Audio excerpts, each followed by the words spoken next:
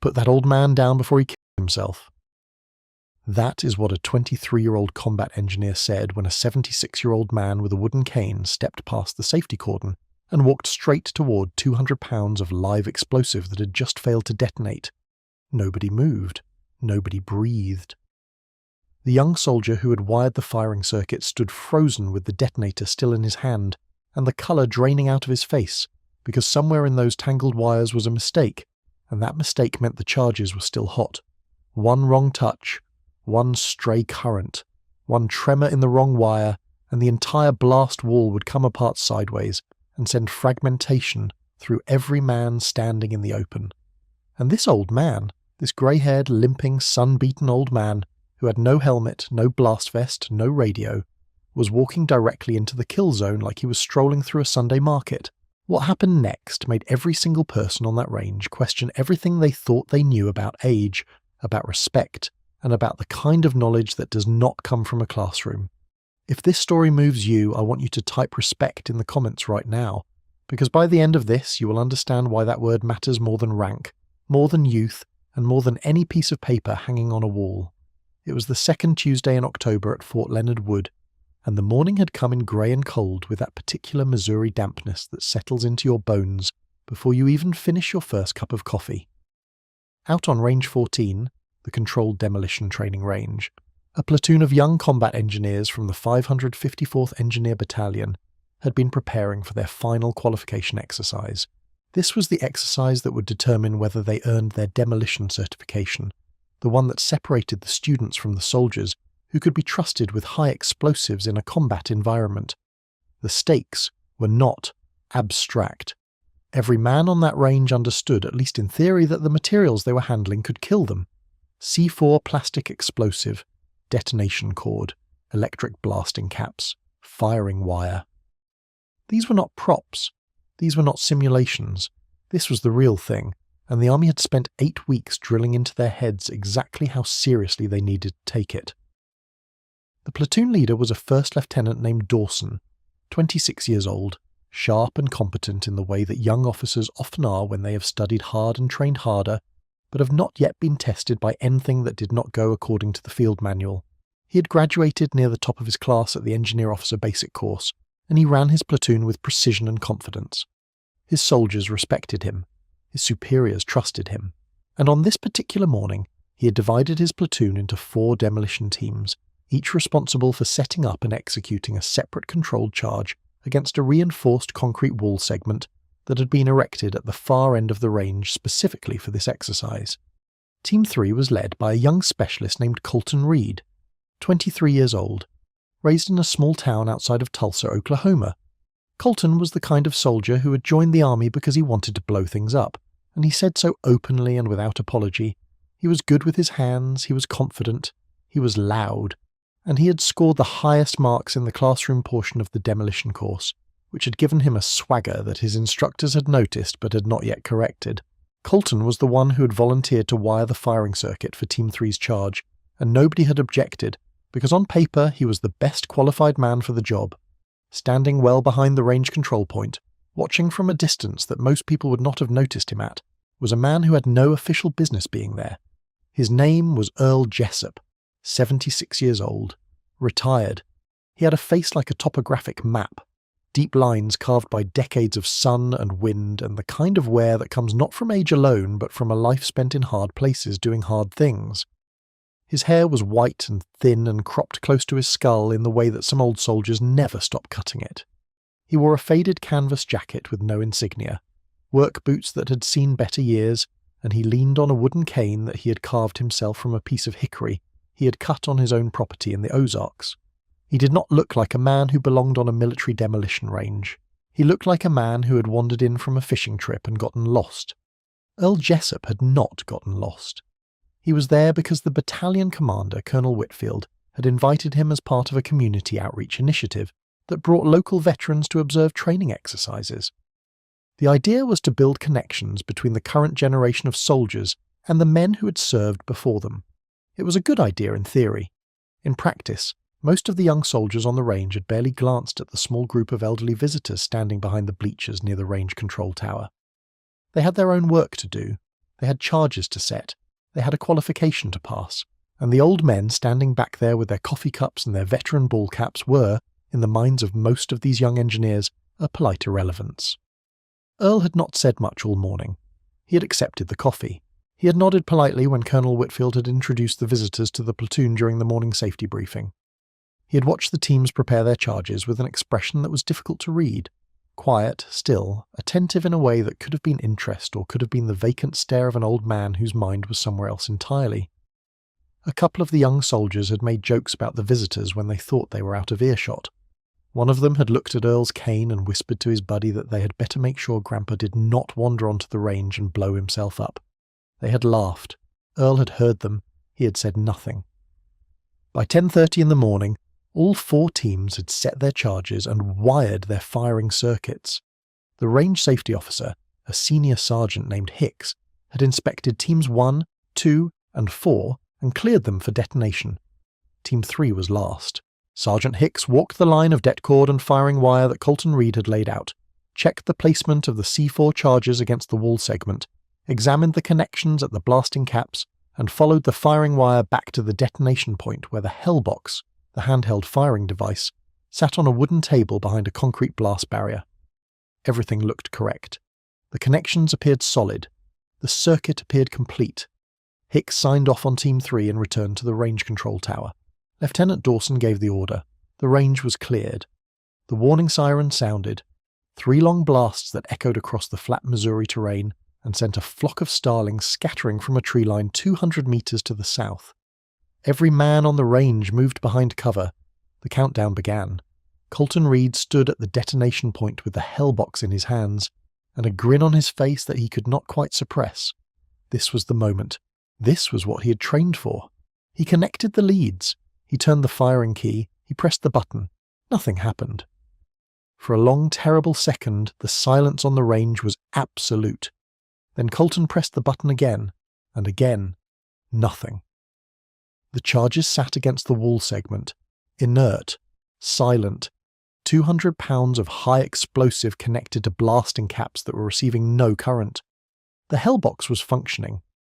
Colton could see the indicator light confirming that the device was generating charge, but the circuit was not completing.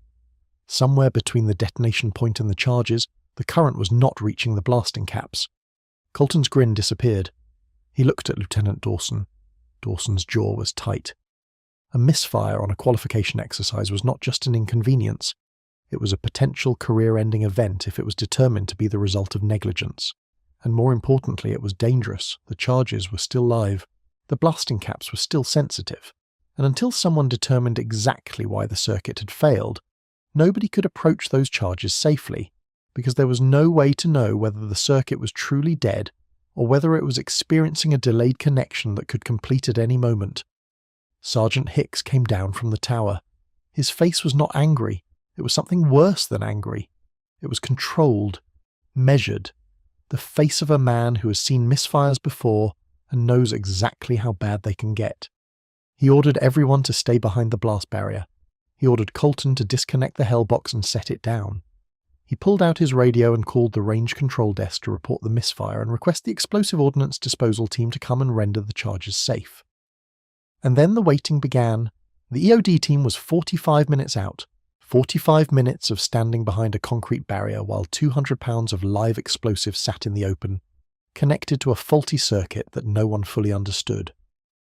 45 minutes in which nothing could be done except wait and wonder and try not to think about what would happen if the wind shifted, or a wire came loose, or the current found a path that Colton Reed had not intended.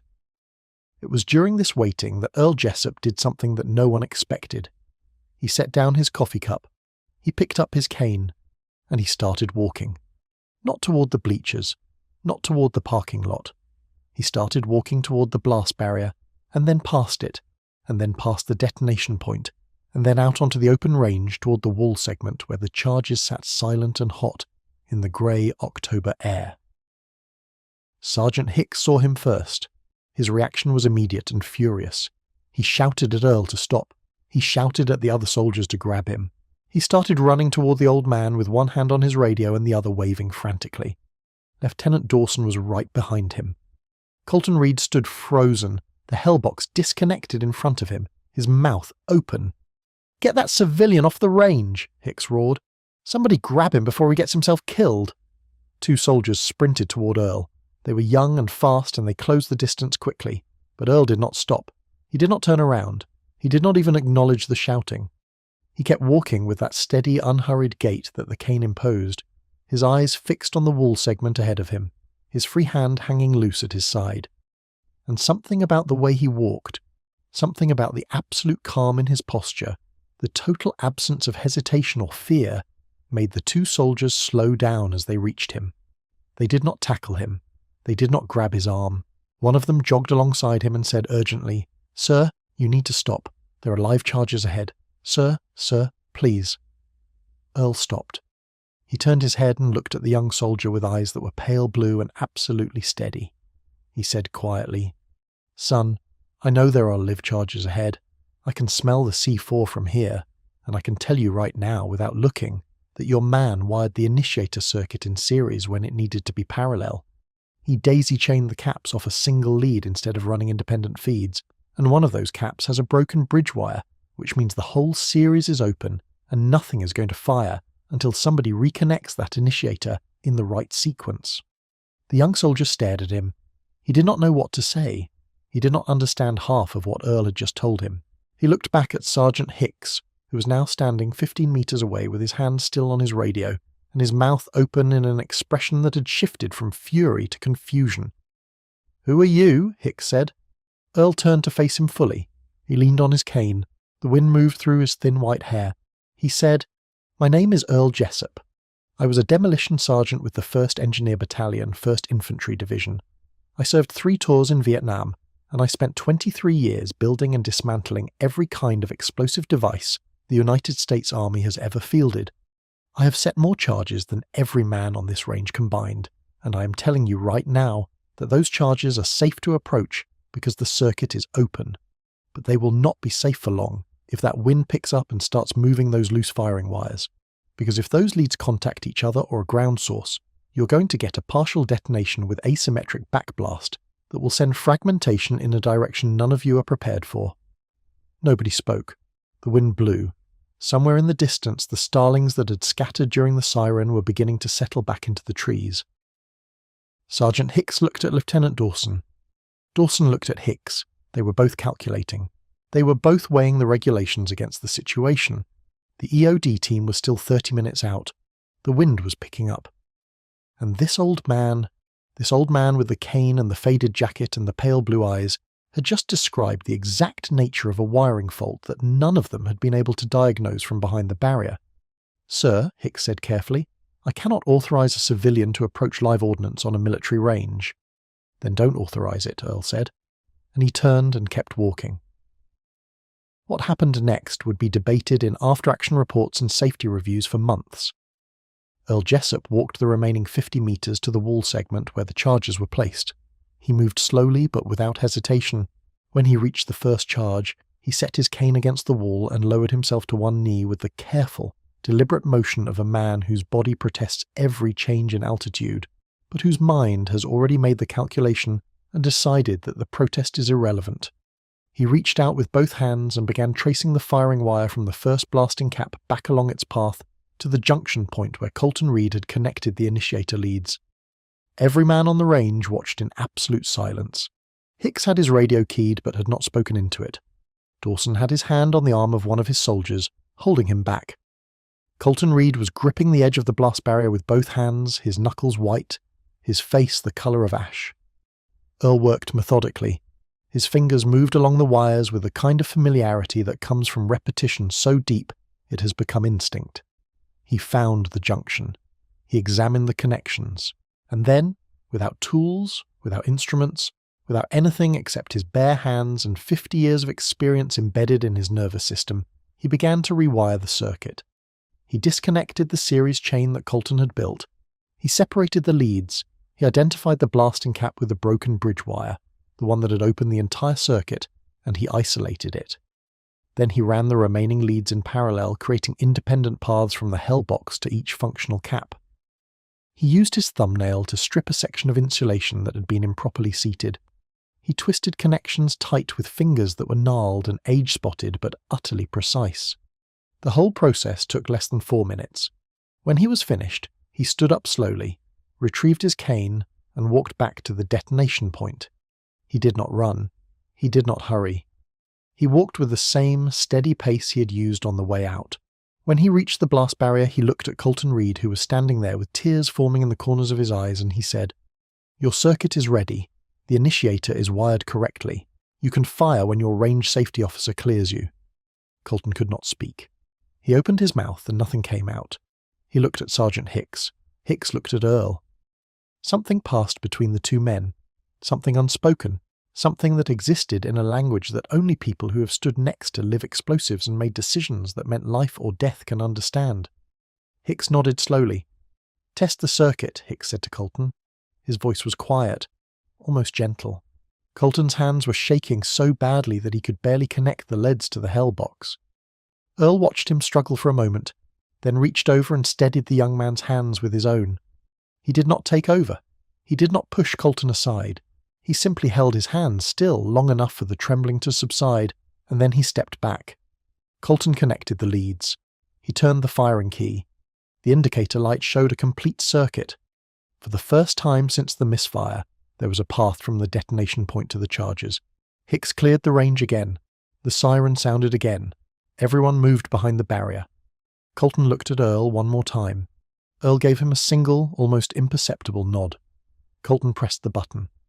The wall segment came apart in a clean, symmetrical detonation that sent a column of dust and debris straight up into the grey Missouri sky. The blast was textbook. The fragmentation pattern was controlled. The wall dropped exactly where it was supposed to drop, in the direction it was supposed to fall, with the kind of precision that demolition instructors show in training videos as an example of how it is supposed to be done. Nobody cheered. Nobody high-fived. The silence that followed the detonation was heavier than the silence that had followed the misfire. Every man on that range was staring at the same thing. The clean rubble pile where the wall had been, and the old man with the cane who had made it happen. Lieutenant Dawson was the first to move. He walked to where Earl was standing behind the barrier, leaning on his cane with both hands, watching the dust settle with an expression that was impossible to read. Dawson stopped in front of him, and without saying a word came to attention and saluted. Earl looked at him for a long moment. Then he straightened his back, and there it was, suddenly visible beneath the faded jacket and the stooped posture, and the 76 years, the frame of a soldier, the bearing, the invisible architecture that the army builds into a man's spine and that never fully goes away, no matter how many years pass or how many miles the cane has measured. Earl returned the salute with a precision that made Dawson's look sloppy by comparison. What followed was something that nobody on that range had planned for and nobody would forget. Sergeant Hicks called the base safety officer, a major named Cervantes, who arrived within 20 minutes. Major Cervantes inspected the charges, the wiring, the blast pattern, and the original circuit that Colton had set up, which Earl had disconnected and left intact at the junction point specifically so it could be examined. The Major's analysis confirmed everything Earl had said. Colton had wired the initiator in series. One of the blasting caps had a manufacturing defect, a broken bridge wire that was invisible from the outside. In a parallel circuit, that single dead cap would have been irrelevant. The current would have bypassed it and reached the others. But in the series circuit Colton had built, that broken cap had opened the entire loop. No current could reach any of the charges, but that was not the worst part. Major Cervantes went further. He analysed what would have happened if the circuit had partially completed, if, for instance, the wind had shifted the wires, or if someone had approached the charges and inadvertently closed the circuit by touching the wrong connection. In that scenario, the current would have reached some of the caps but not others. The result would have been an asymmetric detonation, some charges firing, others not, which would have sent the blast wall sideways instead of forward. The fragmentation pattern would have been completely unpredictable. Anyone standing at the detonation point, anyone standing behind the barrier, anyone within 100 meters on the wrong side of that wall would have been in the kill zone. Major Cervantes looked at Earl Jessup, who was sitting on the bleachers drinking coffee as if nothing remarkable had happened, and he said, "Sergeant Jessup, your intervention today prevented what my analysis indicates would have been a catastrophic misfire with a high probability of casualties. The original wiring configuration, combined with the defective blasting cap, created a condition that was not detectable through standard visual inspection and would not have been identified by the EOD team until they physically tested each cap individually, a process that itself carries risk in an unstable circuit. You identified the fault from visual observation alone, diagnosed it correctly, and corrected it safely. That is not something I can teach in a classroom. Earl took a sip of his coffee. He looked at Cervantes with those pale blue eyes and said, "Major, I appreciate the kind words, but I did not learn that in a classroom either. I learned it in QC in 1968 when a firing circuit just like that one failed on a tunnel demolition, and my team leader, a man named Sergeant First Class Ray Della Croce, did exactly what I did today. Walked right up to the charge, found the fault, fixed it with his bare hands, and walked back. He did not make a big deal out of it. He just did it. Because that was the job, and when it was my turn to teach the next generation, I did the same thing, because that is how knowledge gets passed down, not through manuals, not through PowerPoint slides, through hands, through standing next to a man who has done it 1,000 times and watching him do it one more time." By this point, Colton Reed had been standing 10 feet away, listening to every word. His face was a landscape of shame and gratitude and something else, something that looked like the beginning of understanding. He stepped forward. He looked at Earl, and in a voice that cracked on the first word, he said, "Sergeant Jessup, I am sorry for the wiring, for the mistake, and for—" He stopped. He swallowed. "I heard what I said earlier this morning, about making sure you did not wander onto the range. I said that, and I am sorry." Earl studied the young man for a long time. The wind moved the dust across the range.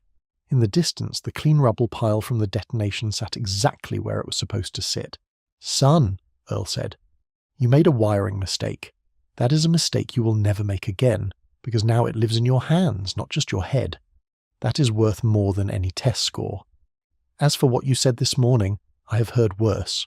I heard worse in basic training in 1967. I heard worse in Vietnam from men who were trying to kill me. The words of a young man who does not know what he does not know are not something I carry home with me." He paused. Then he said, "But I will tell you this. The next time you see an old man with a cane, do not assume he is lost. Consider the possibility that he has already been where you're going, and that the cane is not a sign of weakness. It is a receipt for the miles." Colonel Whitfield arrived on the range 30 minutes later, having been briefed by Major Cervantes. He found Earl Jessup sitting on the same bleacher, cane across his knees, watching the demolition teams continue their qualifications with the kind of quiet attention that a retired surgeon might give to a medical documentary. Not critical, not dismissive, just deeply familiar with every detail. Whitfield sat down next to him. "Sergeant Jessup," the colonel said, "I invited you here today so you could watch our soldiers train. I did not expect you to save their lives." Earl shook his head slowly. "Colonel, I did not save anyone's life. I corrected a wiring error. That is what I was trained to do. The fact that correcting a wiring error also prevented people from getting hurt. That is not heroism. That is engineering."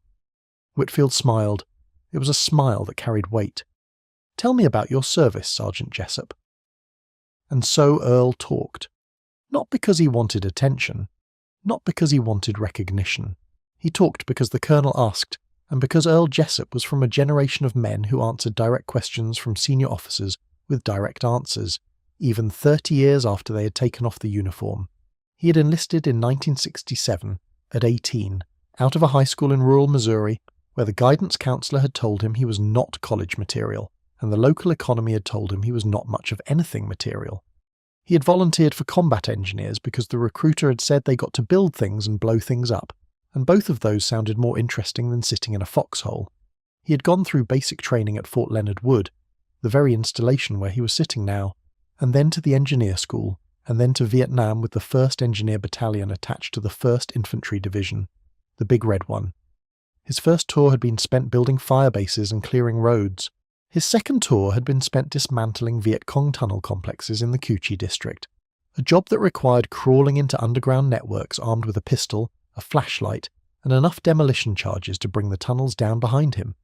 His third tour had been spent training South Vietnamese military engineers in demolition techniques, passing on the knowledge that Ray Della Croce had passed to him, so that it would survive even if the men who carried it did not. He had earned a Silver Star, 2 bronze stars, 3 purple hearts, and a combat infantryman badge that he had received through administrative error because someone in personnel had confused him with another Jessup, and he had never corrected it, because he said the man whose badge it was supposed to be had been killed at Dak 2, and Earl figured the badge ought to belong to someone who could carry it forward. He had spent 23 years in the army. He had retired as a sergeant first class. He had gone home to Missouri, bought 40 acres of Ozark hillside, built a cabin with his own hands using techniques he had learned building fire bases in the Central Highlands, and he had lived there quietly for the past 30 years, keeping to himself, carving canes from hickory, and not talking about the war unless someone asked. Nobody had asked in a very long time. Colonel Whitfield listened to all of this. When Earl finished, the colonel was quiet for a while. Then he said, "Sergeant Jessup, I would like to invite you back, not as a visitor, as an instructor. We have young soldiers here who know how to read a manual and pass a test, but they do not know how to feel a circuit. They do not know how to read a charge by instinct. You have knowledge that we cannot replicate in a classroom, and I do not want it to disappear when—" He stopped, realizing the indelicacy of what he had been about to say. Earl finished the sentence for him. "When I die." He said it without flinching. "Colonel, I am 76 years old. I have a bad knee, a worse hip, and a heart that my doctor says is held together by stubbornness and black coffee. I am not going to pretend I have forever. If you want what I know, you had better get it soon." Whitfield extended his hand. Earl shook it. And just like that, a 76-year-old retired demolition sergeant with a wooden cane and a faded jacket became a consulting instructor for the 554th Engineer Battalion at Fort Leonard Wood. He showed up every Tuesday for the next 4 months. He sat on the same bleachers with the same coffee and watched the same young engineers wire the same kinds of charges, but now they knew who he was. Now they listened when he spoke.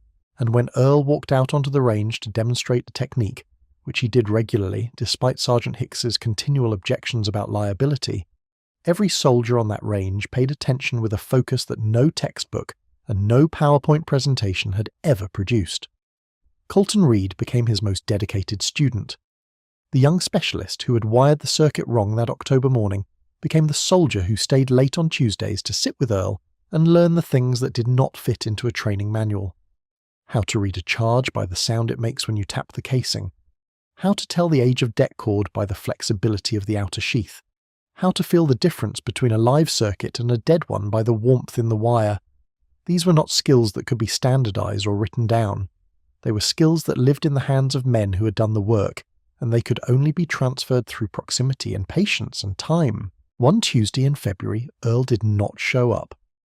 Colton drove to the Ozark property after training and found Earl sitting on the porch of his cabin in a rocking chair, wrapped in a blanket, with his cane across his knees and a cup of coffee going cold in his hand.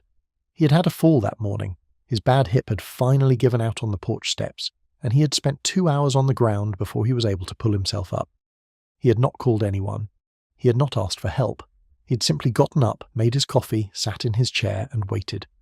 "You should have called," Colton said. "And said what?" Earl replied. "Come pick me up off my own porch. I've been picking myself up since 1968, son. I do not need a ride." But Colton could see it. The thing that Earl would never say and that no amount of stubbornness could conceal. The body was giving out. The knees, the hip, the heart that ran on stubbornness and black coffee. They were all approaching a limit that no amount of will could override. The hands were still steady. The mind was still sharp. The knowledge was still there, deep in the muscle memory and the neural pathways that 50 years of handling explosives had carved. But the vessel was wearing thin. Colton started driving out to Earl's property twice a week. Not on official business, not as part of any program, just because. He brought groceries, he split firewood, he sat on the porch and drank coffee that Earl made too strong, and listened to stories that Earl told without prompting. Stories from Coochie, from the tunnel complexes, from the fire bases, from the long quiet years on the Ozark hillside where the only explosions were the thunderstorms that rolled through in summer and reminded him, every time, of something he would rather not remember. In March, Colonel Whitfield formalized what had been happening informally. He created a program called the Legacy Knowledge Initiative, designed to pair retired combat engineers with active duty demolition teams for hands-on knowledge transfer. Earl Jessup was the first participant. Within 6 months, the program had expanded to include 14 retired engineers across 3 installations, and the Army Engineer School was studying it as a model for preserving institutional knowledge that was being lost to retirement and attrition. They gave Earl a certificate, they gave him a plaque, they put his picture on a wall in the battalion headquarters next to a framed description of what he had done on Range 14 that October morning. Earl looked at the picture and the plaque and the certificate, and he said, "That is very nice, but I would rather you give me a decent cup of coffee and a chair with a cushion on the bleachers. My backside is not what it used to be." They gave him the cushion. They gave him the coffee. And every Tuesday, rain or shine, cold or hot, Earl Jessup sat on his cushioned seat on the bleachers at Range 14, with his cane across his knees and his coffee in his hand, and he watched. And when something went wrong, when a wire was crossed or a charge was misplaced, or a young soldier's hand started shaking because the reality of what he was holding suddenly became too real, Earl set down his coffee, he picked up his cane, and he walked out onto the range, because that was the job, and the job does not end when the uniform comes off. It does not end when the body starts to fail. It does not end when the world decides you're too old to matter. The job ends when the knowledge is gone, and the knowledge is not gone as long as there is one old man with steady hands and pale blue eyes who's willing to walk toward the thing that everyone else is running away from. On the last Tuesday that Earl came to the range, a morning in late September, almost exactly a year after the misfire that had started everything, he sat on his bleacher and watched Colton Reed wire a firing circuit. Colton had been promoted to sergeant. He was leading his own demolition team now. And as Earl watched, Colton wired the circuit in parallel, just the way Earl had taught him. He checked each cap individually. He tested the continuity before connecting the hellbox. He ran the wire clean and organised with none of the sloppy confidence that had marked his work a year earlier. When he was done, he looked up at the bleachers. Earl raised his coffee cup in a gesture that was half toast and half salute. Colton grinned. Then he turned back to his team, and in a voice that carried across the range, he said something that made Earl set down his coffee and press the heel of his hand against his eye. "Listen up," Colton said to his team. "Before we fire, I want every one of you to trace this circuit with your hands, not your eyes, your hands, because this is not about what you know, it is about what you can feel. A man taught me that. A man who walked toward live explosives with a cane and no body armor and fixed a mistake that could have killed us all. If he could do that at 76, you can damn sure take 30 seconds to check your wiring with your fingers." The team traced the circuit. The charge fired clean. The wall dropped straight. And on the bleachers, an old man with a wooden cane and a cup of cold coffee closed his eyes and felt the concussion wave wash over him the way it had washed over him 1,000 times before. In Kuchi, on fire bases, in training ranges across 3 decades, and for a moment he was not 76 and failing. He was every age he had ever been, all at once, and the knowledge was not his anymore. It was theirs, and that was enough. That was always enough. If this story reminded you of someone, a father, a grandfather, a mentor, a stranger who knew more than anyone gave them credit for, then do me a favour. Subscribe to this channel, not for me, for them. For the people who carry knowledge in their hands instead of their titles, who earned their wisdom the hard way, and who deserve to be remembered long after the dust settles. Hit that subscribe button and share this story, because the Earl Jessups of this world are all around us, and the least we can do is listen before they are gone.